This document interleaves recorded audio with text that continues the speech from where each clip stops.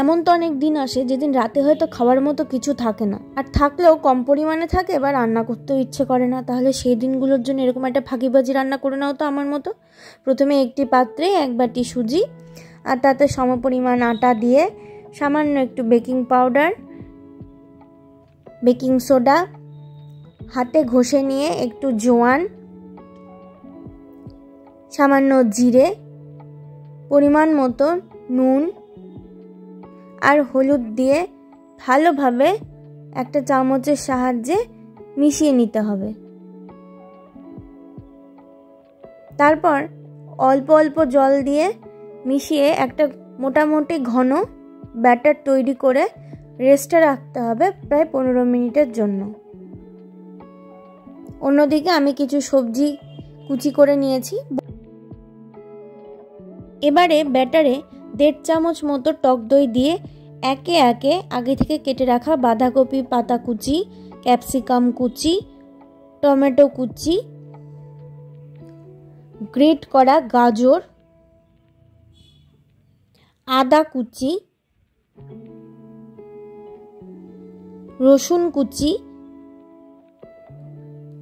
দিয়ে একে একে আমচুর পাউডার, গোলমরিচ গুঁড়ো, একটুখানি চাট মশলা আর স্বাদ ব্যালেন্সের জন্য সামান্য একটু চিনি দিয়ে আবারও একটু জল অ্যাড করে ভালোভাবে মিশিয়ে নিলাম।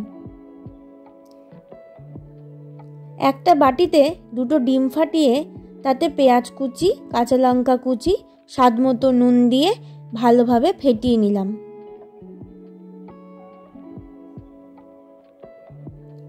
এবার একটা প্যানে তেল গরম করে তাতে ব্যাটারটা দিয়ে ভালোভাবে এভাবে চারপাশটা ছড়িয়ে ঢাকা দিয়ে রাখলাম প্রায় 1 থেকে 2 মিনিট।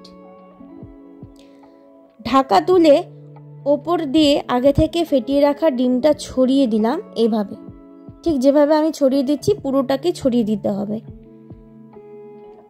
তারপর ভাজা হয়ে এলে উল্টে দিয়ে আবারও ঢাকা দিলাম 1 থেকে 2 মিনিটের জন্য।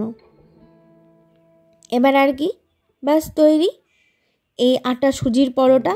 ভাজা হয়ে এলে নামিয়ে নিয়ে খেয়ে নিলাম টমেটো সস আর গ্রিন চিলি সস মিক্সড করে। রেসিপিটা কেমন লাগলো তোমরা জানিও, আর তোমরাও ট্রাই করো কিন্তু। তোমরা সবাই ভালো থেকো, সুস্থ থেকো।